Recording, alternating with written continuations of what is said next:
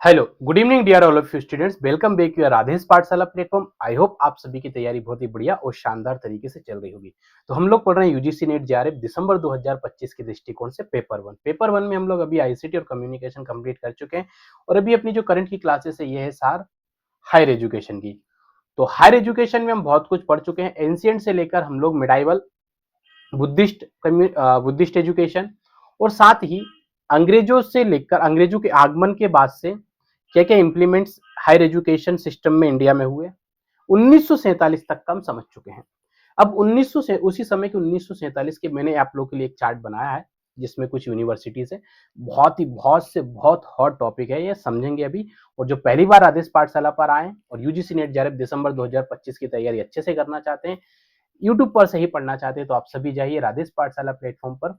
Subscribe करने के साथ ही आपके पास सभी पुरानी क्लासेस की मैंने प्लेलिस्ट बना दी है, तो आप जाके वहां से वो क्लासेस देख सकते हैं। आईसीटी और कम्युनिकेशन, हायर एजुकेशन भी हम लगभग समाप्त करने की ओर बढ़ चुके हैं, बहुत जल्दी हम समाप्त करने वाले हैं। तो बिना किसी देरी के करेंगे आज का शुभारंभ हायर एजुकेशन के साथ ही। लेकिन इससे पहले हमने अभी तक जो पढ़ा है, जितनी भी महत्वपूर्ण यूनिवर्सिटियां है, उन सभी को एक बार हम रिकॉल करेंगे। क्लियर? क्या करेंगे मेरे प्रिय विद्यार्थियों? सभी को हम करेंगे एक बार रिकॉल और उसी के साथ में सबको अच्छे से समझते हुए चलेंगे। देखिए, चलिए सबसे पहले हम बात करेंगे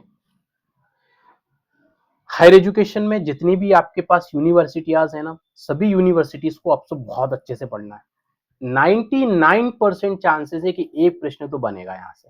99% चांसेस बता रहा हूं आपको, इसलिए मैंने ये देखिए, इसमें आप लगा लीजिए 5 स्टार। ये देखिए 5 स्टार की रेटिंग दे लीजिए इसको, ठीक है।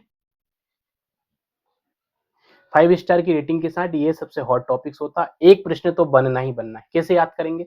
आपको इसमें कुछ चीजें याद करना है। जैसे सबसे पहली चीज तो आपको ईयर याद करना है इन सब की, ठीक है। सभी की ईयर्स आपको अच्छे से याद होना चाहिए। और क्या होना चाहिए? विश्वविद्यालय का नेम, कौन सी यूनिवर्सिटी है, उसकी लोकेशन क्या है, ठीक है, और उसके फाउंडर। ये आपको चीजें अच्छे से इसमें समझना है। देखिए एक एक करके मैं आपको रिपीट पढ़ देता हूं, समझने जैसी कुछ चीजें नहीं। नंबर 1, 1784 का Asiatic society of Bengal. Asiatic society of Bengal कहां पर लोकेशन है? कलकत्ता है। किसने स्थापित की है? सर विलियम जोन्स ने। सर विलियम जोन्स के द्वारा स्थापित की गई है।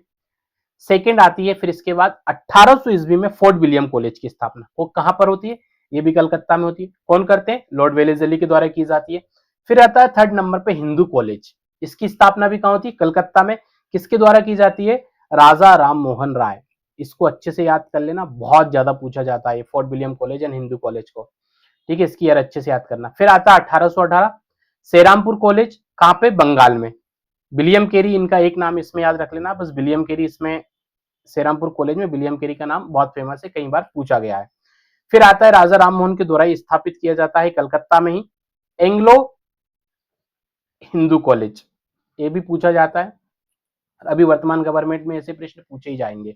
1822 में एंग्लो हिंदू कॉलेज की स्थापना कलकत्ता में राजा Ram Mohan Roy and David Hare के द्वारा की जाती है।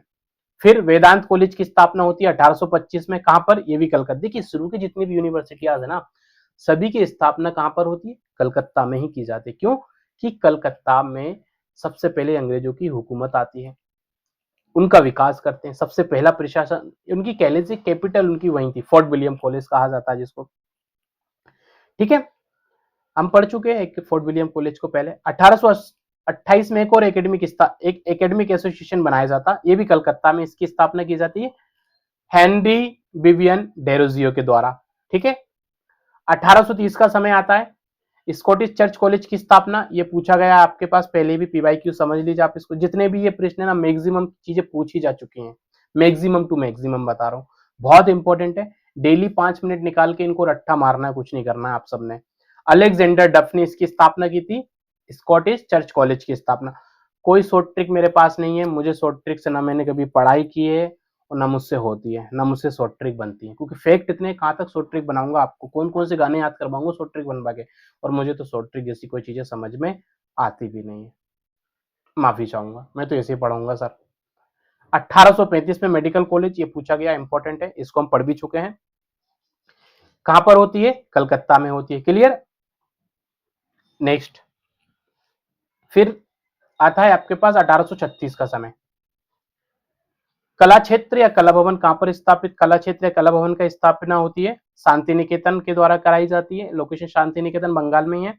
1902 की हम बात की थी, 1902 में हमने 1902 में हमने शांति निकेतन पढ़ा था, वहां पे इसकी चर्चा हुई थी।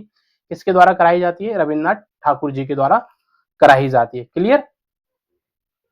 फिर आता है 1840 का समय, एक सोसाइटी बनाई जाती है डेक्कन एजुकेशन सोसाइटी। स्थापना कहां पर होती है, पुणे पे की जाती है। किसके द्वारा, गोपाल गणेश आगरकर एवं बाल गंगाधर तिलक। ये पूरा नाम लिख लीजिएगा इनका, बाल गंगाधर तिलक, ठीक है। जो लाल बाल पाल में, तो उनमें एक बाल गंगाधर तिलक जी हैं।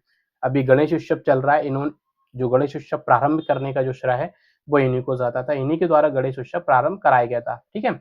1840 में तत्वबोधिनी पाठशाला की स्थापना होती है, ये करते हैं देवेंद्रनाथ ठाकुर जी। कहां पर होती है, कलकत्ता में की जाती है। फिर आता है थॉमस सिविल इंजीनियर कॉलेज, या जिसको आईआईटी रुड़की, इस बार भी पूछा गया था आईआईटी रुड़की कब स्थापना हुई थी, तो 1847 में। याद करने वाली डेट है, 1947 से 100 साल घटा दीजिए, तो 1847 में रुड़की में स्थापना इसकी होती है। किसके द्वारा, ब्रिटिश सरकार के द्वारा। क्लियर। इसके बाद आप नोट करेंगे 1880 का समय। 1880 में न्यू इंग्लिश स्कूल ओपन किया जाता है पुणे में। किसके द्वारा, बाल गंगाधर तिलक आगरकर के द्वारा, ठीक है। फिर 1881 में सेंट स्टीफन कॉलेज की स्थापना कहां पर होती है, दिल्ली के द्वारा।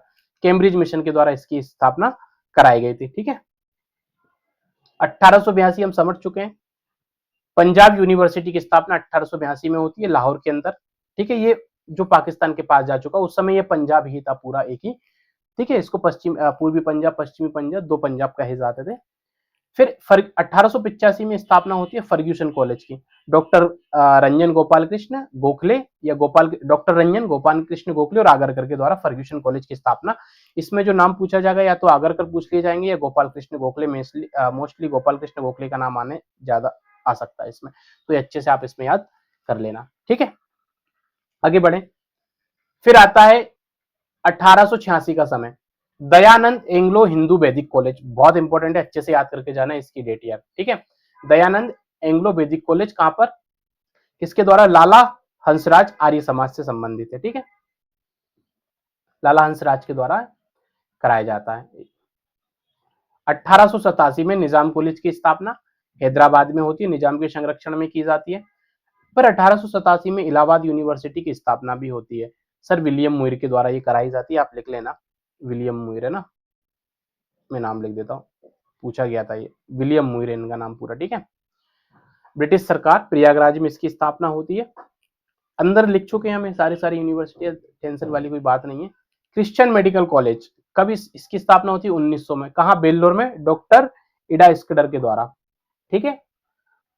फिर 1901 में, अभी मैंने बात की थी शांति निकेतन की, शांति निकेतन, ठीक है, की स्थापना होती है रविन्द्रनाथ टैगोर के द्वारा। ये बंगाल में स्थापना होती है शांति निकेतन की। क्लियर। कहां पर होती है प्रिय विद्यार्थियों, बंगाल। ये लिस्ट में आपको पीडीएफ दे दूंगा, आप निश्चिंत रहिए, आज ही मिल जाएगी, क्लास के बाद ही आपको पीडीएफ ग्रुप में डाल दूंगा मैं। 1906 जादवपुर यूनिवर्सिटी कलकत्ता, मैंने आपको बताया था 1905 में बंगाल विभाजन होता है यहाँ पे, 1905 में बंगाल विभाजन होता है।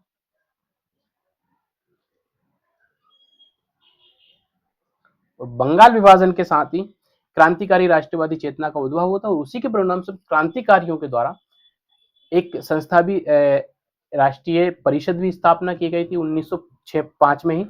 और फिर 1906 में जादवपुर यूनिवर्सिटी की स्थापना की जाती है, ये भी हम पिछली क्लास में पढ़ चुके हैं, आपको नोट्स भी इसमें मिल चुके हैं। इसमें नाम दिए आचार्य प्रफुल्ल चंद्र रे एंड अरविंद घोष आदि। फिर 1906 का समय आता है बंगाल टेक्निकल इंस्टीट्यूट, जो अब जादवपुर यूनिवर्सिटी का ये एक हिस्सा है, ये भी कलकत्ता में इसकी स्थापना हुई थी, भारतीय शिक्षा परिषद के द्वारा कराई गई थी। हाँ, ये रहा जो 1905 की मैं बात कर रहा था, भारतीय शिक्षा परिषद के द्वारा ही इसकी स्थापना की गई थी, ठीक है। बंगाल विभाजन के 5 जो क्रांतिकारियों के द्वारा ही इसकी स्थापना की गई थी, और फिर ये जादवपुर यूनिवर्सिटी की स्थापना की गई थी, ठीक है। समझ में आ गया इतना। अब बढ़ते हैं आगे 1909 पे। देखिए 1909 में स्थापना होती है इंडियन इंस्टीट्यूट ऑफ साइंस, ये बहुत इंपॉर्टेंट है, पहला हमारा विज्ञान संस्थान है ये, पहला, फर्स्ट साइंस इंस्टीट्यूट है, इतना याद रख लेना, IISc, इसकी स्थापना कब होती है? 1909 में बेंगलोर में होती है। किसके द्वारा? जमशेदजी टाटा एंड कृष्णराज वडियार के द्वारा ये प्रारंभ किया जाता है। फिर 1916 का समय आता है, मैसूर यूनिवर्सिटी कहाँ पर है? मैसूर में ही है। महाराजा कृष्णराज वडियार एंड विश्वेश्वरैया के द्वारा कराई जाती है। फिर 1916 में ही बनारस, ये मैं बता चुका हूँ आपको, मैसूर, बनारस और एसएनडीटी, ये 1916 में आपकी स्थापना हुई थी। तीन की तीन यूनिवर्सिटी आप अच्छे से इसमें याद रखेंगे, ठीक है। Banaras, SNDT and Mysore. Location सबको पता है, नाम मैं आपको पहले बता चुका हूँ। बनारस पंडित मदन मोहन मालवीय, एसएनडीटी कॉलेज थे दंड केशव कर्वे, ठीक है। और पटना यूनिवर्सिटी, इसमें नाम नहीं लिखा, मैंने आपको पिछले वाली स्लाइड में नाम दिया है, आप उसमें नाम देख लेना, ठीक है। पटना यूनिवर्सिटी की स्थापना करते हैं 1917 में होती है। फिर उस्मानिया यूनिवर्सिटी कब बनती है? 1918 में मीर उस्मान अली खान निजाम थे उस समय के, मीर उस्मान अली खान के द्वारा की जाती है। दक्षिण भारतीय हिंदी प्रचार सभा, इससे प्रश्न पूछा गया, मद्रास में इसकी स्थापना हुई थी, महात्मा गांधी के द्वारा ये की गई थी। दक्षिणी भारत हिंदी प्रचार सभा, दक्षिणी भारत हिंदी प्रचार सभा की स्थापना महात्मा गांधी के द्वारा, ये भी पूछा जा चुका है। अलीगढ़ तो कई बार पूछा गया है, इसकी ईयर याद रख लेना, 1920 में अलीगढ़ मुस्लिम यूनिवर्सिटी की स्थापना हुई थी। अलीगढ़ में सर सैयद अहमद अली खान, इनका नाम आप अच्छे से याद रखेंगे, क्लियर। फिर आता 1920 का समय, 1920 में रंगून यूनिवर्सिटी की स्थापना होती है, ठीक है। 1920 में जामिया मिलिया इस्लामिया, हकीम अजमल खान एंड मोहम्मद अली जोहर का नाम याद रखना। 1921 विश्व भारती यूनिवर्सिटी शांति निकेतन को 1921 में मैंने बताया था आपको, प्रधानमंत्री जिसके कुलपति होते हैं, एकमात्र ऐसी यूनिवर्सिटी है जो सेंट्रल यूनिवर्सिटी है अभी वर्तमान में, इसको हम अच्छे से पढ़ चुके हैं। लखनऊ यूनिवर्सिटी 1921, राजा सर मोहम्मद खान, ठीक है। काशी विद्यापीठ वाराणसी में स्थापित है, शिव प्रसाद गुप्त के द्वारा इसकी स्थापना 1921 में कराई गई थी। 1921 वाली सभी के सभी अच्छे से याद कर लेना, 1921-20 वाली काफी पूछी जाती है, 1916, 1920, 1921 वाली यूनिवर्सिटियां। ढाका यूनिवर्सिटी ब्रिटिश सरकार के द्वारा। फिर आती ये अपना डीयू, जिसे आप दिल्ली विश्वविद्यालय कहते हैं, डीयू है ना आपका, इसकी स्थापना कराई गई थी 1922 में, ठीक है। ईयर इसके अच्छे से याद रख लेना। Nagpur university 1923, Loyola college 1925 Chennai में है, ठीक है, सोसाइटी ऑफ जीसस के द्वारा इसकी स्थापना की गई थी। आंध्र यूनिवर्सिटी 1926, ठीक है। आगरा यूनिवर्सिटी जो कि doctor B R Ambedkar university थी, ठीक है, या आगरा यूनिवर्सिटी इसको कहा जाता है, आगरा में स्थापित है, clear. Annamalai university 1929, Bengal engineer college 1930, ठीक है। त्रावणकोर यूनिवर्सिटी तिरुवनंतपुरम, महाराजा स्वाति तिरुनाल के द्वारा 1937 में कराई गई थी इसकी स्थापना। भारतीय विद्या भवन 1938 में के एम मुंशी के द्वारा कराया गया था। 1943 उत्कल यूनिवर्सिटी भुवनेश्वर में स्थापित है, ठीक है, शाहू शांति प्रसाद जैन जी के द्वारा कराई गई थी। नहीं, उत्कल तो ब्रिटिश सरकार के द्वारा। ये भारतीय जनपीठ वाराणसी में साहू शांति प्रसाद जैन के द्वारा इसकी स्थापना हुई थी। Tata institute of fundamental research की स्थापना 1945 में कराई गई थी मुंबई में, होमी जहांगीर बाबाजी के द्वारा, ठीक है, या टाटा ट्रस्ट के द्वारा इसकी स्थापना की गई थी। मैंने बहुत सारी यूनिवर्सिटी दे दी है, रट लो, एक प्रश्न कभी जाएगा ही नहीं यहाँ से गलत, सारे दे दिए मैंने निकाल निकाल के, कहीं से भी एक प्रश्न गलत नहीं होना चाहिए हमारा। 1945 all India council technical institute की स्थापना दिल्ली में ब्रिटिश सरकार के द्वारा कराई जाती है। ईस्ट पंजाब यूनिवर्सिटी चंडीगढ़ लाहौर विभाजन के बाद जो यूनिवर्सिटी 1947 में स्थापना हो गई थी हमारे पास एक, ये कुछ और यूनिवर्सिटी जैसे निकल के आई थी। 1947 में राजपुताना यूनिवर्सिटी जो अभी राजस्थान यूनिवर्सिटी के नाम से जानी जाती है, क्लियर। 1864 ये रीड क्रिश्चियन कॉलेज भी एक 1864 में लखनऊ में बना था, ब्रिटिश मिशनरी के द्वारा, सोसाइटी के द्वारा। 1886 में Foreman Christian college, common college जैसे कहा जाता है, लाहौर में स्थापित हुआ था, ये भी आप पढ़ के चले जाना। मुइर सेंट्रल कॉलेज, ये अच्छे से याद रख लेना, ये इलाहाबाद में इसकी स्थापना हुई थी, ठीक है। ओहो, 1875 में क्या है, मोहम्मडन एग्लो ओरिएंटल कॉलेज, जिसे बाद में एएमयू बना, ये भी अलीगढ़ में स्थापना हुई थी 1875 में, सर सैयद अहमद खान के द्वारा, ठीक है। 1932 लेडी इरविन कॉलेज दिल्ली में है, लेडी इरविन जो वायसराय लॉर्ड इरविन की वाइफ थी, उसके द्वारा ये स्थापना कराया गया था। तो ये मैंने अभी हमने जो पिछले पढ़े, कुछ यूनिवर्सिटीज के मैंने नाम नहीं लिखे होंगे, उसमें इसमें जिक्र हो गया, इस लिस्ट को अच्छे से पढ़ते रहना, रोज 5-10 मिनट इसको दोगे तब जाके ये याद होगी, ठीक है। बहुत सारे फैक्ट है ना यार, डेट याद करने में समय लगता है, तो आपको दिक्कत नहीं आना चाहिए, क्लियर। अब हम बढ़ते हैं भाई साहब आधुनिक शिक्षा पद्धति के विकास की ओर। भारत में उच्च शिक्षा और अनुसंधान संस्थानों का विकास यानी कि development of higher education and research institute of development in India. कैसे? इसमें क्या लिखा है, इसमें देख लेते हैं। स्वतंत्रता प्राप्ति के बाद भारत सरकार ने शिक्षा को राष्ट्र निर्माण का मूल आधार माना। बिल्कुल। अब मुख्य उद्देश्य, अब हम परतंत्र नहीं थे, भारत आजाद हो चुका था और दो सबसे बड़ी चीज थी, एक तो इंडियन एजुकेशन सिस्टम को सुधारना ताकि अंग्रेजों की जो उद्देश्य थे उससे इतर जाके हम शिक्षा के माध्यम से भारत का विकास किया जा सके, भारत के नागरिकों का विकास किया जा सके। उच्च शिक्षा का विस्तार केवल डिग्री प्राप्त करने तक सीमित ना होकर विज्ञान, प्रौद्योगिकी यानी कि तकनीकी टेक्नोलॉजीज, कृषि यानी एग्रीकल्चर, औद्योगिक विकास से जोड़ने पर ज्यादा बल दिया गया था। इस काल में अनेक आयोग गठित किए गए। अभी हम एक एक करके सबको चर्चा करेंगे। नए नए विश्वविद्यालयों की स्थापना हुई, बहुत सारे मैक्सिमम अनुसंधान संस्थान की स्थापना ही अब आजादी के बाद ही स्थापना की जाती है। क्लियर? कुछ इंपॉर्टेंट जो आयोग हैं जिन्होंने भारतीय शिक्षा, आधुनिक शिक्षा पद्धति को रीढ़ की हड्डी कहा जाता है, या जिन्होंने आज हम जो शिक्षा पद्धति पढ़ रहे हैं इसकी नींव रखी गई थी। देखिए, इसमें आता है सबसे पहले आपका 1948-49 का एक आता है विश्वविद्यालय शिक्षा आयोग, या डॉक्टर एस राधाकृष्णन आयोग भी इसको कहा जाता है। ठीक है, ये भी एक एक करके पढ़ेंगे। फिर आता है 1952-53 में आपका माध्यमिक शिक्षा आयोग, और 1964-66 का शिक्षा आयोग, या इसको कोठारी आयोग, डीएस कोठारी की अध्यक्षता में किया गया था, इसको कोठारी आयोग भी कहा जाता। ये तीन पिलर आप कह लीजिए सबसे इंपॉर्टेंट पिलर है। अब यूनिवर्सिटी से प्रश्न कैसे आएंगे, या तो इंडिविजुअल किसी एक यूनिवर्सिटी जब पूछी जाएगी तो उससे उसका नाम पूछ लिया जाएगा, उसकी लोकेशन तो नहीं पूछेंगे, उसके फाउंडर के नाम पूछ लिए जाएंगे, या जोड़ी मिलाने के लिए 4-5 यूनिवर्सिटी दे देंगे, इधर उनके फाउंडर के नाम दे देंगे। एक प्रश्न दो, दूसरा तरीका। तीसरा तरीका होगा उनको क्रोनोलॉजी में जमाना पड़ेगा। इसलिए मैं कह रहा हूँ ईयर अच्छे से याद करके जाना यूनिवर्सिटियों के, सभी के क्रोनोलॉजी वाइज आपको ईयर अच्छे से पता होना चाहिए। ठीक है, चलिए आगे बढ़ते हैं। आगे क्या है, 1839 का 48-49 में आता भारतीय विश्वविद्यालय आयोग। पहला कदम आधुनिक शिक्षा पद्धति में आजादी के बाद भारत सरकार का पहला जो कदम माना उठाया गया, वो उठाया गया था विश्वविद्यालय शिक्षा आयोग यानी कि यूनिवर्सिटी एजू कमीशन बना के। कब? 1948-49। इसको राधा कृष्णन आयोग भी कहा जाता है। क्यों? इसके अध्यक्ष जो थे वो डॉक्टर एस राधाकृष्णन अध्यक्ष थे। ये भारत के पहले उपराष्ट्रपति भी थे, ये आपको अच्छे से पता होना चाहिए। कौन थे ये?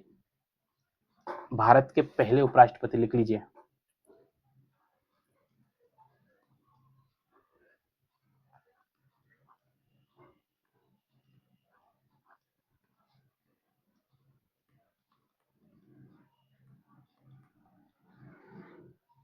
डॉक्टर राधाकृष्णन सर्वपल्ली। अभी जो टीचर्स दिवस, शिक्षक दिवस सब मनाते, शायद कल ही निकला ना, 5 तारीख को, 5 सितंबर को, मैं भी इन्हीं के नाम पे मनाया जाता है।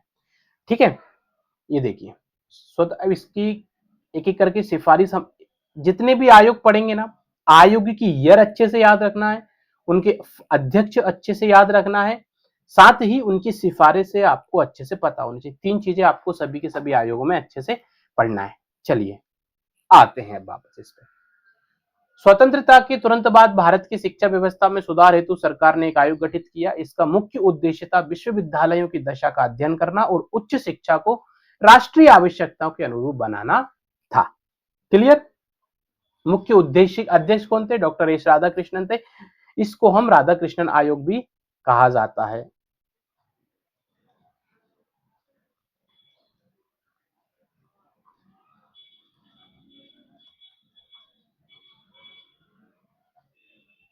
ठीक है, चलिए, राधाकृष्णन आयोग भी इसे कहा जाता है। अब बात करते हैं इसके मुख्य उद्देश्य। विश्वविद्यालयों की शिक्षा और गुणवत्ता का मूल्यांकन करना, evolution of the quality of university education, यानी जितने भी आपके विश्वविद्यालय हैं उन सब का आपको मूल्यांकन करना है, एवोल्यूशन करना है, और साथ ही उनकी गुणवत्ता चेक करना है कि वहां सही जो एजुकेशन जिस ध्येय के साथ देना चाहिए उस उद्देश्य के साथ हम शिक्षा दे पा रहे हैं या नहीं दे पा रहे हैं, ये भी इसका मूल्यांकन करना था। और अनुसंधान और नवाचारों को प्रोत्साहन देना, promotion of research and innovation, innovation और रिसर्च को बहुत ज्यादा बढ़ाना है आपको। ठीक है, सिर्फ डिग्रियां नहीं देना। भारतीय संस्कृति और राष्ट्रीय भावना से ऐसी शिक्षा व्यवस्था हो जो भारतीय संस्कृति के साथ जुड़ी हो और राष्ट्रीय चेतना के साथ विकासशील अवस्था में रहे। क्लियर? शिक्षक और विद्यार्थी, ऐसी शिक्षा व्यवस्था हो जो शिक्षक और विद्यार्थी के संबंधों में सुधार लेकर आए। नैतिक और मूल्य आधारित शिक्षा पर बल, यानी शिक्षा सिर्फ किताबी ना हो, सिर्फ टेक्निकल एजुकेशन ना हो, सिर्फ डिग्री वाली शिक्षा ना हो, विद्यार्थियों को नैतिक वैल्यू उनकी बढ़े, उनके चरित्र का निर्माण हो। एक शब्द चलता सर्वांगीण विकास, बल, बुद्धि और कौशल के साथ। क्लियर? चलिए, और क्या सिफारिश है इनकी और भी देख लेते हैं। एक सिफारिश, विश्वविद्यालय को शैक्षणिक स्वायत्तता मिले। बिल्कुल, university should be granted academic autonomy. जितनी भी यूनिवर्सिटीज है उनको ये स्वायत्तता मिलना चाहिए या इनको ऑटोनॉमीज मिलना चाहिए कि वो एकेडमिक रूल्स तय कर सके। क्लियर? ये बात यहां पर की गई थी। शिक्षा में शोध और प्रयोगात्मक कार्य को बढ़ाना चाहिए, सीधी सी बात है, रिसर्च को बढ़ाना चाहिए। ठीक है, और जितने भी एक्सपेरिमेंटल्स वर्क होते हैं, प्रयोगशाला वाले वर्क होते हैं, उन सबको भी इंक्रीज करना चाहिए। और क्या बात कर रहे हैं, स्नातक शिक्षा कॉलेजों में और स्नातकोत्तर शिक्षा विश्वविद्यालयों में केंद्रित होना चाहिए, यानी कि अंडर ग्रेजुएट एजुकेशन जो है वो आपकी कॉलेजों में मिलना चाहिए, एंड पोस्ट ग्रेजुएशन कॉलेज वो है आपको यूनिवर्सिटी में से कराना चाहिए। यूनिवर्सिटी कैंपस होते हैं वहां से आपको कराना चाहिए। जैसे महिला शिक्षा और व्यावसायिक शिक्षा पर बल, मैंने कहा था आपको जितने भी आयोग आएंगे सब इसकी तो बात करेंगे। ये वोकेशनल और वुमेन एजुकेशन की बात तो सभी करेंगे। Emphasis of women and vocational education. ठीक है, अब क्या करना है, नेशनल लेवल पर एक फंडिंग बॉडी बनाना है जिसे हम यूजीसी कहते हैं। फिर इसकी स्थापना 1953 में की जाती है, फिर 1956 में से सांविधिक निकाय बनाया जाता है। इसको आगे पढ़ेंगे, यूजीसी पे हम आज की क्लास में कंप्लीट कर लेंगे, समझ लेंगे। ठीक है, राष्ट्रीय स्तर पर नेशनल लेवल पर एक ऐसी बॉडीज बनाया जाए जो हायर एजुकेशन की हमारी जितनी भी यूनिवर्सिटी हो सबको ग्रांट देगी, यानी अनुदान देने की व्यवस्था की जाएगी, उनका देखरेख करना और वित्तीय सहायता प्रदान की जाएगी। ठीक है, विश्वविद्यालय को उद्देश्य योग्य नागरिक तैयार करना होना चाहिए। विश्वविद्यालय का उद्देश्य ऐसे होना चाहिए जो योग्य नागरिकों को तैयार करे। क्लियर? जो आगे जाके खुद का विकास करे, अपने समाज का विकास करें और उसी ज्ञान और शिक्षा के आधार पर वो अपने राष्ट्र का भी विकास करें। ये बात की गई थी। और क्या बात की इन्होंने, शिक्षक चयन प्रक्रिया और उनके वेतन पर विशेष ध्यान देना चाहिए। बिल्कुल, शिक्षकों का चयन एक चयन प्रक्रिया बनानी चाहिए। ठीक है, एक चयन समिति के आधार पर, चयन समिति के आधार पर होना चाहिए। साथ ही उनको प्रशिक्षण देना, उनके वेतन पर विशेष ध्यान दिया जाना चाहिए ताकि अच्छे शिक्षक जाएंगे तभी तो अच्छे विद्यार्थी मिलेंगे। क्लियर? विश्वविद्यालय में प्रवेश का मानक इंटरमीडिएट परीक्षा के अनुरूप होना चाहिए, ये पहले हम समझ चुके हैं लास्ट क्लास में। शिक्षा का माध्यम कैसा होना चाहिए सर, तो शिक्षा का माध्यम उच्च शिक्षा में संघीय भाषा यानी हिंदी और इंग्लिश के साथ साथ क्षेत्रीय भाषाओं का भी प्रयोग किया जाना चाहिए। यही सब सिफारिशें आगे जाकर त्रिभाषा सूत्र में जाके परिवर्तित होती है। हम समझेंगे त्रिभाषा सूत्र, 1968 में त्रिभाषा सूत्र आता है, अभी समझ लेंगे। क्लियर? तो ये थी सिफारिश है। फिर आता है 1952 एंड 53 में माध्यमिक शिक्षा आयोग, या जिसे मुदलियार आयोग भी कहते हैं। मुदलियार आयोग इसलिए कहा जाता है क्योंकि डॉक्टर ए लक्ष्मी स्वामी मुदलियार इसके चेयरमैन थे, उसी के नाम पर इसको मुदलियार आयोग या माध्यमिक शिक्षा आयोग कहा जाता है। ये इसका मुख्य फोकस था माध्यमिक शिक्षा पे अपनी बात रखना। बहुत इंपॉर्टेंट आयोग है, अच्छे से इसको पढ़ के जाना, कई बार रिपीटेशन प्रश्न यहां से पूछ लिए जाते हैं। क्लियर? चेयरमैन बता दिए डॉक्टर एस लक्ष्मण स्वामी मुदलियार। उद्देश्य समझते हैं इसके क्या क्या है। माध्यमिक शिक्षा की खामियों का मूल्यांकन करना, यानी कि evaluate defect in secondary education, शिक्षा को अधिक व्यवहारिक, उपयोगी और जीवन उपयोगी बनाना। शिक्षा को कैसे और ज्यादा उपयोगी बनाया जा सकता है, शिक्षा को और ज्यादा कैसे हम व्यवहारिक बना सकते हैं, ऐसी शिक्षा जो हमारे जीवन को, मैंने कही थी आपसे बात, ऐसी शिक्षा किसी कार्य की नहीं है जिस शिक्षा के दम पर प्राप्त करने के बाद, डिग्रियां प्राप्त करने के बाद आपको दो रोटी के लिए संघर्ष करना पड़े, आपको आपके परिवार के पालन पोषण, जीवन निर्वहन के लिए संघर्ष करना पड़े, तो ऐसी शिक्षा व्यर्थ है। तो यही बात की गई थी कि शिक्षा ऐसी हो जो व्यवहारिक हो, उपयोगी हो, जिससे व्यक्ति अपना विकास तो करे, राष्ट्र का विकास करेगा, समाज का विकास करेगा, साथ ही उसे अपने आमदनी के लिए, अपने जीवन के निर्वहन के लिए संघर्ष ना करना पड़े। लेकिन आज बेरोजगारी का आलम देखिए, डिग्रियां सिर्फ समोसे खाने के काम में आती हैं बस। छात्रों में लोकतांत्रिक दृष्टिकोण और जिम्मेदारी विकसित करना, ये बिल्कुल बात है। नैतिक मोरल वैल्यूज की, लोकतांत्रिक मूल्यों का विकास होना चाहिए।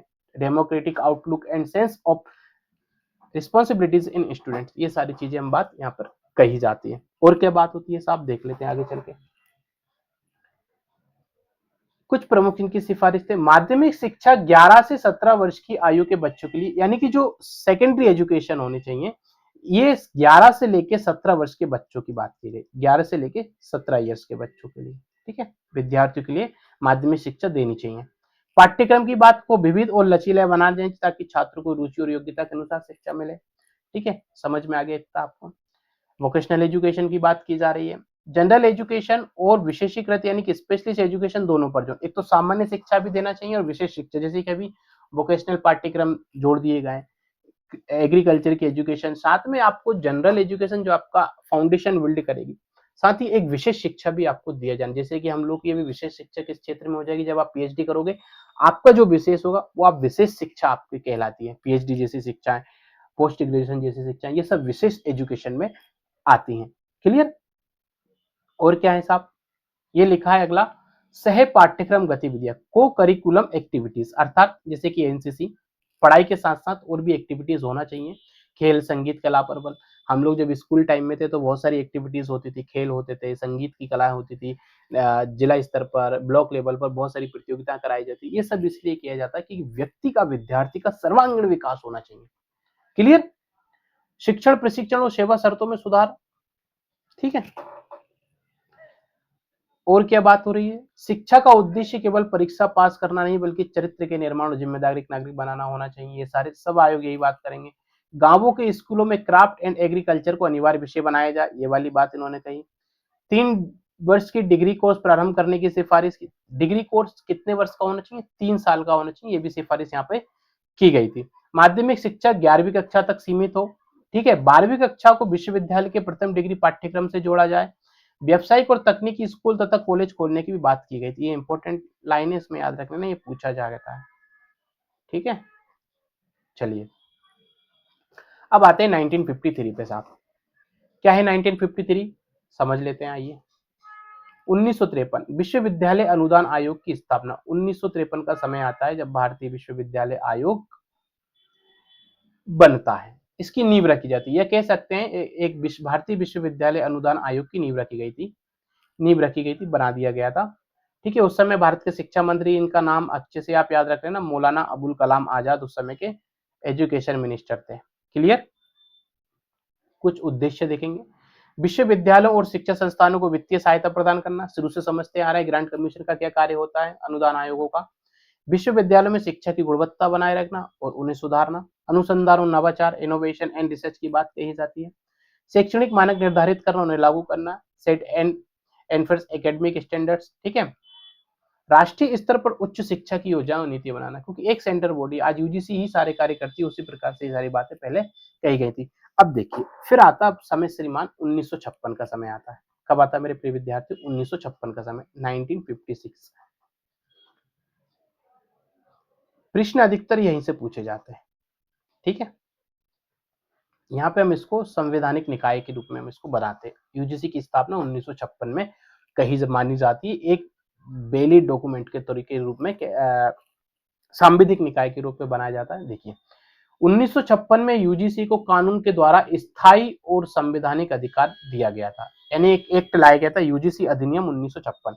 ये पूछा जाएगा आपसे, यूजीसी एक्ट 1956 के द्वारा ये संसद में पारित होता है और यूजीसी को फिर स्थायी संवैधानिक निकाय के रूप में बनाया जाता है। यूजीसी को विश्वविद्यालय को अनुदान देने और उच्च शिक्षा के मानक तय करने का अधिकार मिल चुका था भाई साहब। अब यूजीसी विश्वविद्यालय को अनुदान देगी और उच्च शिक्षा के जो भी रूल्स या मानक तय करने के अधिकार दे दिए गए थे इसको, यानी अब यूजीसी का दायरा बढ़ गया। एजुकेशन मिनिस्ट्री आपको मिनिस्टर पता होना चाहिए, वही थे अबुल कलाम आजाद साहब ही थे, ये पूछ लिया जाए तो इसलिए मैंने लिख दिया। यूजीसी के पहले अध्यक्ष आपको पता होना चाहिए, ये पूछा गया है, कई बार पूछा गया, डॉक्टर शांति स्वरूप भटनागर, ये नीचे इंग्लिश में भी लिखा हुआ, डॉक्टर शांति स्वरूप भटनागर साहब फर्स्ट यूजीसी चेयरमैन।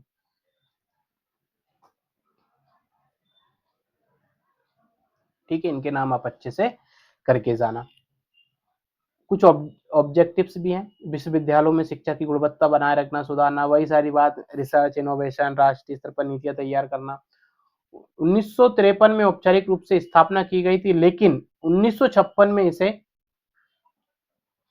स्टेटस या बॉडीज के रूप में इसको मान्यता दी गई थी। ठीक है, कौन सा एक्ट आया गया था? यूजीसी एक्ट 1956, यूजीसी एक्ट 1956 या यूजीसी अधिनियम 1956, विश्वविद्यालय अनुदान अधिनियम 1956 के तहत। क्लियर? चलिए, मैंने यहाँ कुछ लिस्ट दी है आप लोगों के पास। ठीक है, ये क्रोनोलॉजी में याद करना है इसको, ये बहुत इंपॉर्टेंट है सर, पूछ लिए जाएंगे। ये जितने भी ये नाम दिख रहे हैं ना, इनको क्रोनोलॉजी में याद कर लेना। पहले कौन थे? डॉक्टर शांति स्वरूप भटनागर। द्वितीय है श्री हुमायूं कबीर। तीसरे नंबर पे हैं पंडित हृदयनाथ कुंजरू, और एक है डॉक्टर सी डी देशमुख। ये आरबीआई के फर्स्ट गवर्नर भी थे। ठीक है ना,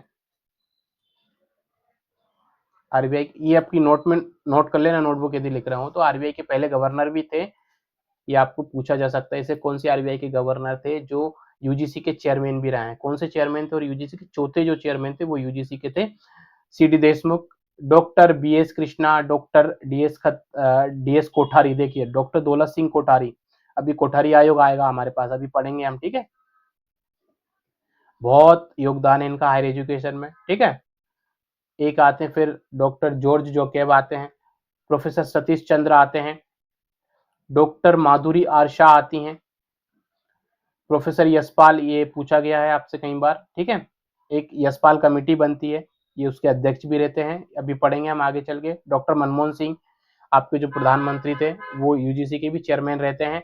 ठीक है, फिर आते हैं प्रोफेसर जी राम रेड्डी, अमृता एस देसाई। इसमें फीमेल वाले नाम अलग से याद कर लेना। ठीक है, आप मिस अमृता देसाई जी आती हैं।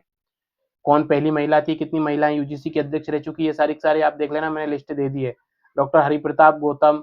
ठीक है, प्रोफेसर अरुण एस निगावेकर। ठीक है, professor Sukhdev तोहरट, professor Ved Prakash, professor DP Singh और प्रोफेसर एम जगदीश कुमार। ये भी जो वर्तमान में जो भी रिटायर्ड हुए हैं, तो इस बार नाम अच्छे से याद करके जाना। अभी जो वर्तमान में यूजीसी के स्थायी चेयरमैन तो नहीं है, लेकिन अभी इनको प्रभावी चेयरमैन के रूप में जो कार्य कर रहे हैं वो है डॉक्टर विनीत जोशी।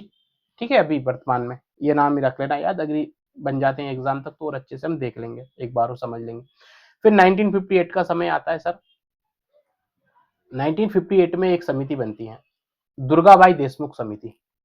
ठीक है, अब देखो समझने वाली चीजें नहीं, सिर्फ पढ़ना और याद करने वाली चीजें ज्यादा है इसमें। मेरा मुझे चश्मा लगाना पड़ेगा थोड़ा सा।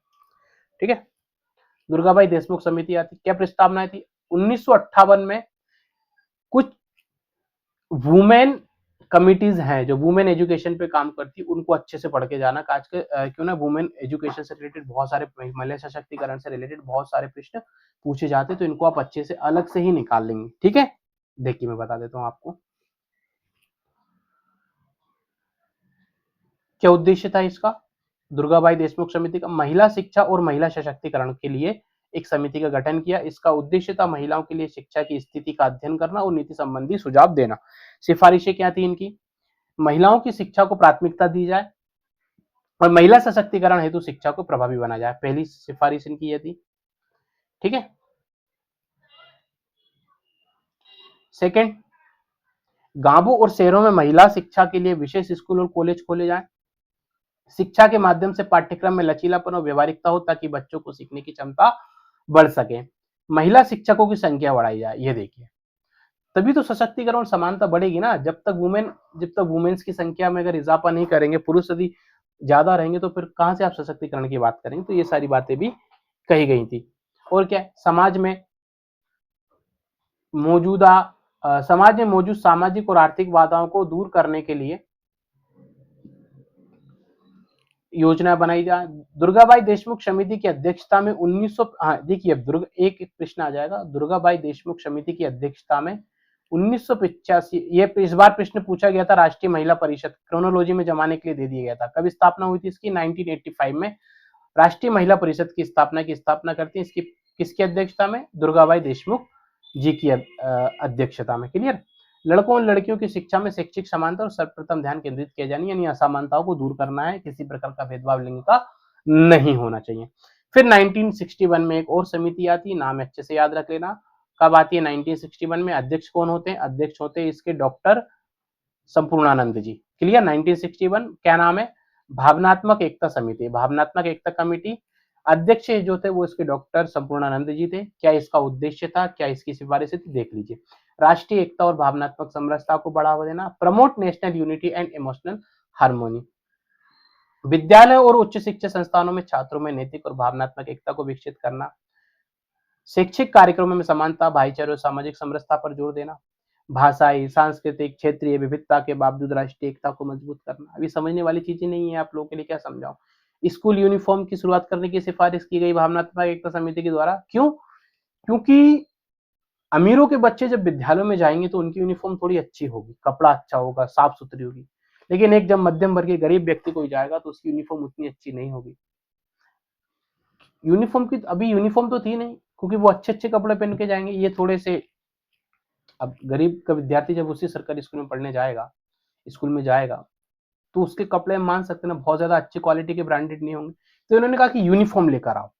क्यों? उससे क्या होगी, इक्वलिटी बढ़ेगी।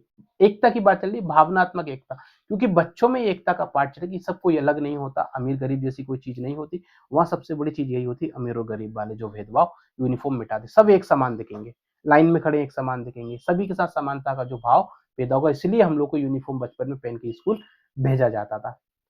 विद्यालय और शैक्षिक संस्थानों में अनुशासन मानकों का रखरखाव सुनिश्चित किया जाएगा। ठीक है। फिर 1961 में बात करते हैं। आप सब एनसीईआरटी जो सिविल सर्विसेज की तैयारी करते होंगे वो सब एनसीईआरटी से पढ़े होंगे, और जो या सीबीएसई बोर्ड से पढ़े होंगे वो सब एनसीईआरटी से अच्छी भाली भांति परिचित होंगे। एनसीईआरटी यानी कि राष्ट्रीय शैक्षिक अनुसंधान और प्रशिक्षण परिषद, जिसे कहते हैं आप इंग्लिश में national council of education research and training, NCERT. इसकी स्थापना कब होती है? 1961 में होती है।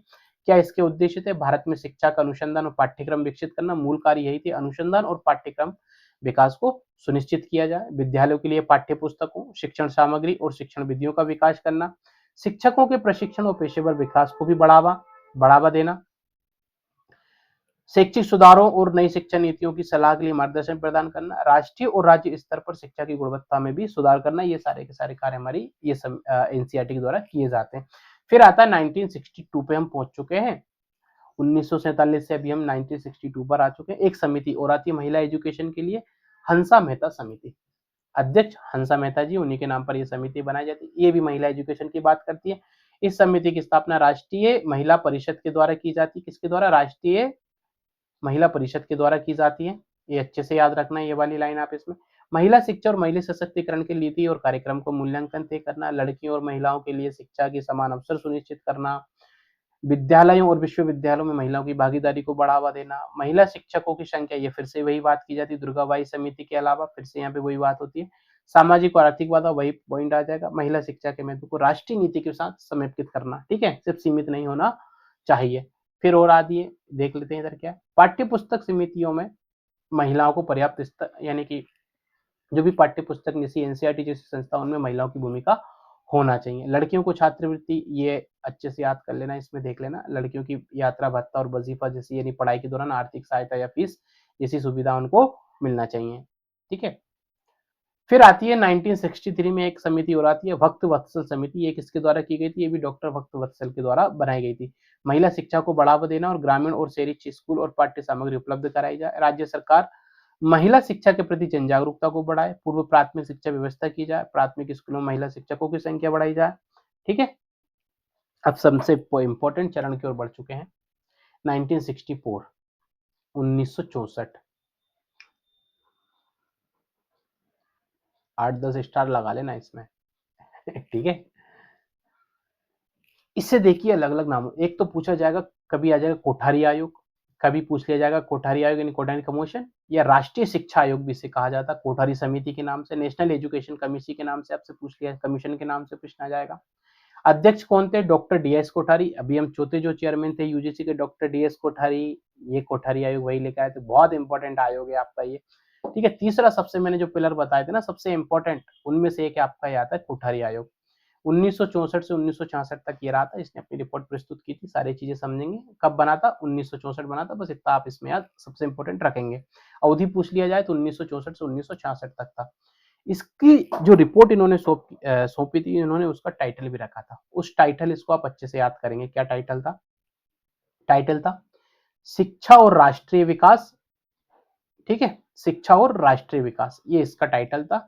यानी कि education and national development, report of education commission 1964, ये इसके टाइटल आप अच्छे से याद करके जाएंगे। इसके इतने कुछ 4 विषय, मुख्य विषय बताए थे, ठीक है, कोठारी आयोग ने। पहला था इसका इंक्रीज इन प्रोडक्टिविटी, अर्थात शिक्षा को राष्ट्रीय विकास के लिए एक प्रभावी उपकरण के रूप में उपयोग करना, अर्थात शिक्षा ऐसी देना है हमको जो भारत के विकास में, उत्पादकता में, यानी प्रोडक्टिविटी में काम करेगी।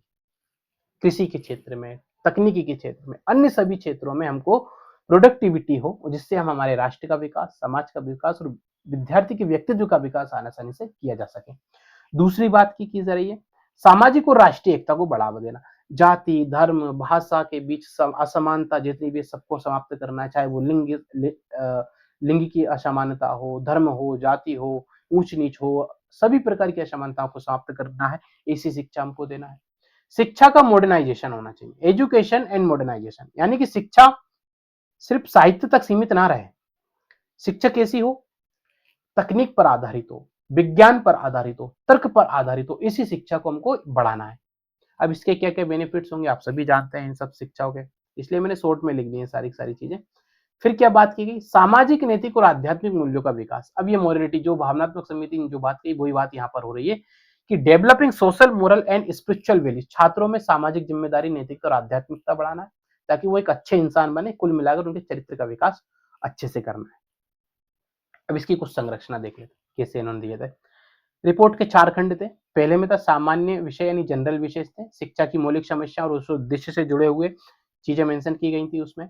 शिक्षा के चरण, प्राथमिक, माध्यमिक, उच्च शिक्षा और ढांचे की समीक्षा में तरह की बात की गई थी। सिफारिशें की गई थी उसके अंदर तीसरे चरण में, तीसरे खंड में, और चौथे खंड में कुछ अतिरिक्त पत्र वगैरह थे, आयोग द्वारा प्रस्तुत कुछ दस्तावेज वगैरह और विचार थे, वो इसमें समाप्त किए गए। क्लियर। अब इसकी सिफारिश एक एक करके हम समझ लेते हैं। पहली क्या सिफारिश थी, इंपॉर्टेंट, आप देखिए, शिक्षा प्रणाली में एक रूपता होनी चाहिए, अर्थात पूरे देश में 10+2+3 पैटर्न हम समझ चुके हैं लास्ट क्लास में, उसको निरूपित किया जाना चाहिए। शिक्षा तक पहुंच और समानता कैसे आएगी, तो हमारे संविधान में एक आर्टिकल आता है, आर्टिकल 21A, जो हमको 6 वर्ष से लेकर 14 वर्ष तक के बच्चों को निःशुल्क शिक्षा और अनिवार्य शिक्षा की बात करता है। यही बात डीपीएसपी में कही जाती है, निःशुल्क और अनिवार्य शिक्षा की बात आर्टिकल 45 एंड आर्टिकल आपकी 21A के अंतर्गत, यानी 6 से 14 वर्ष तक के बच्चों को निःशुल्क और अनिवार्य शिक्षा मिलनी चाहिए। ये हमारे संविधान का अधिनियम भी है और इसमें भी ये वाली सिफारिश की गई थी कि साहब लिख तो दिया है, अब उसको अप्लाई भी करो। क्लियर। शिक्षण, प्रशिक्षण और स्थिति, अर्थात शिक्षण प्रशिक्षण की अवधि बढ़ा जाए, यानी कि टीचरों के प्रशिक्षण की अवधि बढ़ाई जाए और उनकी सामाजिक आर्थिक स्थिति में भी सुधार, उनको मतलब वेतन वगैरह उनकी थोड़ी अच्छी सी उनको वैल्यू देना चाहिए, ताकि वो अच्छे से विद्यार्थियों को नॉलेज और ज्ञान अच्छे से उपलब्ध करा सके। ये सारी बात इसमें कही गई थी। पाठ्यक्रम में सुधार होना चाहिए। पाठ्यक्रम कैसा हो, कार्य और अनुभव पे आधारित हो, सामाजिक सेवा पर हो, मूल्य, सोशल सर्विस, वैल्यू एजुकेशन, ये सारी चीजें उसमें होना चाहिए। ठीक है। महिला शिक्षा को बढ़ावा देना सर, महिला शिक्षा को बढ़ावा देना, ये तो बात करेंगे ही करेंगे, ये ना करेंगे तो काम कैसे चलेगा। नया भारत है, महिला सशक्तिकरण की तो बात होगी, मॉडर्न एजुकेशन की बात कही जाएगी, ये सारी चीजें करी जाती हैं। आगे और देख लेते क्या है। एक इंपॉर्टेंट लाइन जो पूछा गया है, कई बार पूछा जाता है, ये पॉइंट अच्छे से याद रख लेना भाई। 6% ऑफ जीडीपी इन एजुकेशन, यानी भारत को अपनी जीडीपी का कम से कम 6% आपको इस पे खर्च करना चाहिए। अभी लगभग हम शायद 4% के आसपास इस पर खर्च कर रहे हैं, यानी हम शिक्षा, हमारे देश में भी हम शिक्षा पर 6% खर्च नहीं कर पा रहे हैं। सोचिए, दुनिया के सबसे बड़ी पॉपुलेशन वाले देश हैं। ठीक है। अब ये सरकार को सोचना चाहिए कैसे इस पर खर्च बढ़ाया जाए। सरकारी समीक्षा, भारत सरकार हर 5 साल में शिक्षा की समीक्षा करेगी। राष्ट्रीय शिक्षा नीति बनाने की सिफारिश की गई है। राज्य शिक्षा अधिनियम, यानी स्टेटों में भी एक आपको स्टेट एजुकेशन एक्ट लेकर शिक्षा को आगे बढ़ाया जाए। डिग्री और सामान्य पाठ्यक्रम, अर्थात डिग्री कोर्स 3 वर्ष का और सामान्य कोर्स आपको जो 4 वर्ष का किया जाए। एक इन्होंने बात करी थी इंडियन एजुकेशन सर्विस की स्थापना, जैसे आईएएस है ना हमारे पास अभी 3 सर्विसेज से कुल मिलाकर, आईएएस, आईपीएस, आईएफएस, तो ऐसे ही एक सर्विस होना चाहिए था, इंडियन एजुकेशन सर्विस। ठीक है, आईईएस, इंडियन एजुकेशनल सर्विस भी स्थापित किया जाए, पर यह सिफारिश नहीं मानी गई। Clear. Central advisory board of education को और ज्यादा अधिकार दिए जाए। विश्वविद्यालयों में शिक्षा विभाग यानी एजुकेशनल डिपार्टमेंट, प्रत्येक विश्वविद्यालय में शिक्षा विभाग यानी हर एक यूनिवर्सिटी में एजुकेशनल डिपार्टमेंट की स्थापना की जाए। लोकतंत्र और रोजगार योजनाओं के लिए साक्षरता और उत्पादक शिक्षा का प्रसार हमको करना चाहिए। वयस्क एजुकेशन की भी है, एडल्ट एजुकेशन की भी बात करते हैं। क्लियर। दिव्यांग जनों के लिए अलग से शैक्षिक सुविधाएं दी जाए। आर्टिकल 30 के तहत नाबालिगों के अधिकारों को प्रभावित किए बिना ऐसी शिक्षा प्रणाली हो जो सामाजिक एकता दे और राष्ट्रीय एकात्मता को बढ़ाए। सिंपल सी चीजें हैं। एजुकेशन के साथ ही अनुसंधान हमें प्रमोट, रिसर्च और डेवलपमेंट को हमको प्रमोट करना चाहिए। ठीक है, फिर पढ़ते हैं आगे। कोठारी समिति 1964-66 ने एक 3 भाषा के सूत्र की सिफारिश की थी। ये सिफारिश राष्ट्रीय शिक्षा नीति 1968 में अपनाई गई। ठीक है, मैंने अभी बताया था आपको। 1900 हमारी नेशनल एजुकेशन पॉलिसी आती है, प्रथम नेशनल एजुकेशन पॉलिसी हम कल पढ़ेंगे, राष्ट्रीय शिक्षा नीति 1968 को। तो 1968 में त्रिभाषा सूत्र को अपनाया गया था, जिसका उद्देश्य क्या था? राष्ट्रीय एकता, सांस्कृतिक विविधता का सम्मान और भाषाई साक्षरता को बढ़ाना। ठीक है, समझ लेते हैं। पिछड़े वर्ग और विषय, एक और सिफारिश की थी कि पिछड़े वर्ग और जनजातीय लोगों को शिक्षा के विकास के लिए अधिक प्रयास किया जाए। आपने देखा होगा बहुत सारे एसटी एक्ट वाले छात्रावास मिलते हैं, उनको फीस नहीं लगती उन लोगों की, उनको बहुत ज्यादा रियायतें और सुविधाएं देती है, ताकि वो व्यक्ति जो जंगलों में रहने वाले लोग, निचले तबके में रहने वाला लोग भी मुख्य धारा में शामिल और अपनी सामाजिक और आर्थिक स्थिति को बेहतर कर सके शिक्षा के माध्यम से। ये सारी चीजें इसमें कही गई थी। अब देखिए 3 भाषा सूत्र क्या था। इसको हमारी 1968 में हमारी फर्स्ट एजुकेशन पॉलिसी आती है, वहां हम 3 भाषा के सूत्र को अप्लाई करते हैं। ये क्या था? ये आज भी है, दक्षिण के कुछ राज्य इसे नहीं मानते। देखिए मैं आपको बता देता हूँ। पहली जो भाषा है आपको मातृभाषा में मिलना चाहिए। ठीक है, पहली आपको हमारी जो प्राइमरी एजुकेशन किस में होना चाहिए? मातृभाषा में होना चाहिए। दूसरी लैंग्वेज आपकी हिंदी हो सकती है या अन्य भारतीय भाषा। यदि आप दक्षिण में, तो आपकी जो एक भाषा होगी वहां की वो हो सकती है। और तीसरी भाषा में हम जैसे हिंदी बेल्ट वाले लोग हैं, तो हम यहाँ पे तीसरे में अंग्रेजी, कोई भी आधुनिक विदेशी भाषा ले सकते हैं। ठीक है, जैसे मैं यदि एमपी से हूँ, तो मेरी मातृभाषा हिंदी है एमपी में। क्लियर, एग्जाम्पल बता रहा हूँ, हिंदी होगी मेरी भाषा। कोई व्यक्ति महाराष्ट्र से होगा तो उसकी मातृभाषा मराठी होगी ऑब्वियसली। फिर आती है दूसरी भाषा। अब जैसे कि हिंदी भाषा वाले के लिए यहाँ पे अंग्रेजी हो सकती है, या वो कोई दूसरी भाषा सीखना चाहे रख सकते हैं। तीसरी भाषा वो कोई भी एक भारत की अन्य लैंग्वेज को सीख सकता है। एक हमने अंग्रेजी रख ली, इंग्लिश, और मैं कोई सी भी एक भारत की आधुनिक प्रचलित या भाषा सीख सकता हूँ। इसमें मैं कोई सी भी एक भाषा हमारी हिंदुस्तान की सीख सकते हैं। ठीक है, 3 भाषा, ये त्रिभाषा फॉर्मूला था आपका। लेकिन मेरी तो यहाँ पे मातृभाषा भी इंग्लिश हिंदी है, तो यहाँ मैं दूसरी भाषा भी अपनी जो भारतीय भाषा सीख सकते, और तीसरी में इंग्लिश भाषा यहाँ पे रख सकता हूँ। ये त्रिभाषा फॉर्मूला था आपका। अब कोई मराठी, महाराष्ट्र का कोई व्यक्ति है, तो पहली उसकी मातृभाषा क्या होगी? मराठी। मराठी के साथ, ठीक है, वह व्यक्ति हिंदी सीख सकता है सेकंड पे, और तीसरी वो यहाँ पे या तो इंग्लिश ले लेगा या कोई सी एक अन्य लैंग्वेज ले सकता है। क्लियर, ये 3 भाषाएं हो सकती हैं आपके पास। ठीक है, ये त्रिभाषा फॉर्मूला था। उद्देश्य क्या था? इससे राष्ट्रीय एकता बढ़ेगी, भारतीय भाषाओं का महत्व बढ़ेगा, भाषाई और सांस्कृतिक विविधता का सम्मान होगा। सभी के साथ वैश्विक संवाद के लिए भी हम सब तैयार रह सकते हैं। एक हमने विदेशी भाषा भी सीख ली, ताकि जो इंटरनेशनल लैंग्वेज अभी इंग्लिश है, तो इंग्लिश हम सीख लेंगे। तो एक अपनी खुद की मातृभाषा जिसमें हमने पढ़ाई की है, हम पढ़ रहे हैं वो, और तीसरी जैसे कि मैंने, मेरी हिंदी है, एक मैंने अंग्रेजी सीख ली, अब मैं एक चाहता हूँ कन्नड़ सीख लूँ, तमिल, मलयालम, कोई सी भी भाषा सीख सकता हूँ, है ना। ये सारी चीजें इसमें बताई गई थी। तो आज की क्लास करेंगे यही समाप्त, इतना कुछ था। कल हम आगे पढ़ेंगे। अब बहुत ही जल्दी हम समाप्त करेंगे। 2020 तक तो हम इसी तरह पढ़ेंगे। फिर हम क्या करेंगे, हम लोग क्या करें, मैं क्या करूंगा, आपको छोटे छोटे टॉपिक्स उठा के पढ़ा दूंगा, जैसे स्वयं प्रभा, ठीक है, एबीसी एकेडमिक, बैंक क्रेडिट वगैरह, ये सारी जो अभी एबीसी आईडी वगैरह ये सब चलती है, ये सारी चीजों को भी लेके चलेंगे। और कुछ चैनल्स वगैरह हैं, उन सबको अच्छे से देख लेंगे। स्कूल चले हम, कुछ प्रोग्राम से सरकार की कुछ योजनाएं, उनको अलग अलग सेगमेंट में हम बांट के कर लेंगे। एक और चीज इसमें हम पढ़ेंगे, पंचवर्षीय योजनाओं को भी हम अच्छे से समझेंगे, क्योंकि पंचवर्षीय योजनाओं में भी एजुकेशन का बहुत ज्यादा पूछी जाती है, पंचवर्षीय योजना पूछी जाती है। अभी ये पूछा गया था, इंदौर का कॉलेज किस किस पंचवर्षीय योजनाओं के उसमें स्थापित हुआ था? आईआईटी इंदौर का पूछा था। तो ऐसे प्रश्न पूछे जाते हैं, पंचवर्षीय योजना लगा के पूछ लेंगे आपसे, मतलब कि और बहुत डीप से डीप क्वेश्चन पूछे जा रहे हैं। तो आपको सभी की सभी पंचवर्षीय योजना अच्छे से पढ़ना पड़ेगा। जितनी अभी तो पंचवर्षीय योजना बंद कर दी गई है 2014 से, क्लियर, नई वर्तमान सरकार ने 5 सालों का एक प्रोग्राम किया जाता था। कल परसों की क्लास में, आने वाली क्लासों में हम समझ लेंगे। कल ही चर्चा करें तो बेहतर रहेगा, ज़्यादा हो जाएगा। बहुत सारे फैक्ट बता दिए आज, तो दिमाग में आप लोगों को लग रहा है इतने फैक्ट याद कैसे करेंगे? कोई विकल्प नहीं है, याद तो करना पड़ेगा। शॉर्ट नोट बनाइए, या जैसे पढ़ना हो वैसे पढ़िए। बेहतर तरीका है आप शॉर्ट नोट्स बना लीजिए, और कोई विकल्प नहीं है।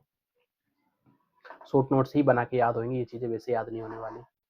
तो समझ में आया हो तो बताना, कुछ भी प्रॉब्लम आती हो इससे रिलेटेड तो मुझे मैसेज कर देना पर्सनल, या आप वीडियो के कमेंट में डाल ही देना। कमेंट तो खाली पड़ा रहता है वैसे भी, बहुत कम कमेंट्स आते हैं वहाँ पर। तो मिलते हैं फिर कल अगली क्लास में। तब तक के लिए सभी आप सभी स्वस्थ रहिए, व्यस्त रहिए, खूब मेहनत कीजिए, अच्छे से पढ़िए, मन लगा के पढ़िए। कहीं भी कुछ भी प्रॉब्लम आती है तो मैं हूँ आप सबके लिए, आप निश्चिंत रहिएगा। तो मिलते हैं कल क्लास में, तब तक के लिए सभी आपको जय हिंद सभी मित्रों को।